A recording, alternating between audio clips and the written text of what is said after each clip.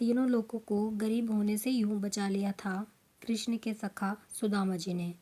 श्री कृष्ण के परम मित्र सुदामे जी की छवि से सभी भली भांति परिचित हैं, लेकिन शायद ही कोई जानता हो कि परम अवतार श्री कृष्ण को श्राप से बचाने के लिए सुदामा ने स्वयं एक दरिद्र का जीवन चुना था।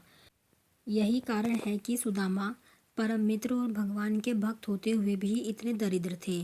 एक कथा के अनुसार एक अत्यंत गरीब ब्राह्मणी थी। वह पूरी तरह भिक्षा मांगकर रहती थी, लेकिन दुर्भाग्य से एक समय ऐसा भी आया जब उसे 5 दिनों तक भिक्षा नहीं मिली। 5 दिन वह भगवान को याद करके सोती थी। छठे दिन उसे केवल 2 मुट्ठी चना मिला। चना पाकर वह बहुत खुश हुई, लेकिन वह जब झोंपड़ी में पहुंची तो रात हो चुकी थी। उस ब्राह्मणी ने सोचा कि मैं इन चनों को रात में नहीं खाऊंगी, सुबह कन्हैया को भोग लगाकर ही मैं इन्हें स्वीकार करूंगी। ऐसा सोचकर ब्राह्मणी चनों को एक कपड़े में बांध दिया। वह कन्हैया का नाम याद करके गहरी नींद में सो गई।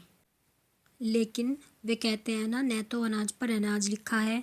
ब्राह्मणी के सोते ही कुछ चोर उसकी कुटिया में चोरी करने आए, लेकिन उस बेचारी ब्राह्मणी को कुटिया में चने के पैकेट के अलावा कुछ नहीं था। चोरों को चने की वह गठरी मिली। चोर समझ गए कि इसमें कुछ कीमती हीरे के रत्न हैं, इसलिए ब्राह्मणी जाग गई और शोर मचाने लगी। ब्राह्मणी का शोर सुनकर गांव के सभी लोग चोरों को पकड़ने के लिए दौड़े। चोर पोटली लेकर भाग गए। पकड़े जाने के डर से सभी चोर संदीपन मुनि के आश्रम में छिप गए, जहाँ सुदामा और भगवान श्री कृष्ण की शिक्षा हुई थी। तब गुरु माता को लगा कि कोई आश्रम के अंदर आ गया है। गुरु माता देखने के लिए आगे बढ़ी।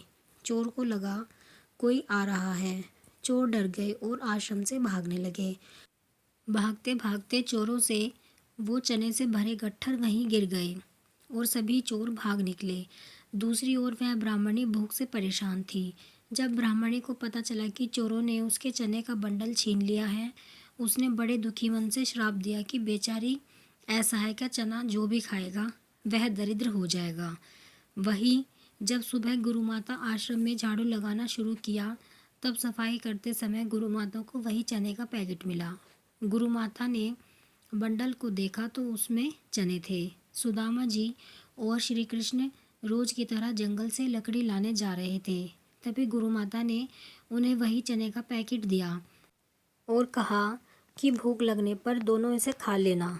फिर जैसे ही सुदामा जी ने चने की गठरी ली, उन्हें सारा रहस्य समझ में आ गया। सुदामा ने सोचा कि अगर श्री कृष्ण ने इस चने को स्वीकार कर लिया तो पूरी सृष्टि गरीब और गरीब हो जाएगी। यही सोचकर उन्होंने ये सारे चने की मुर्गियाँ खुद खा ली और उस गरीब ब्राह्मणी का श्राप अपने ऊपर ले लिया। लेकिन उन्होंने अपने मित्र श्री कृष्ण को चने का एक दाना भी नहीं दिया। पवित्रता से बचने के लिए खुद सुदामा ने अपना पूरा जीवन गरीबी में बिताया। और दोस्तों, आपको पता ही होगा कि जब सुदामा द्वारका गई तो भगवान कृष्ण ने चुपके से उनकी कुटिया को अपने जैसे महल में बदल दिया था, लेकिन सुदामा उस महल में कभी नहीं गए।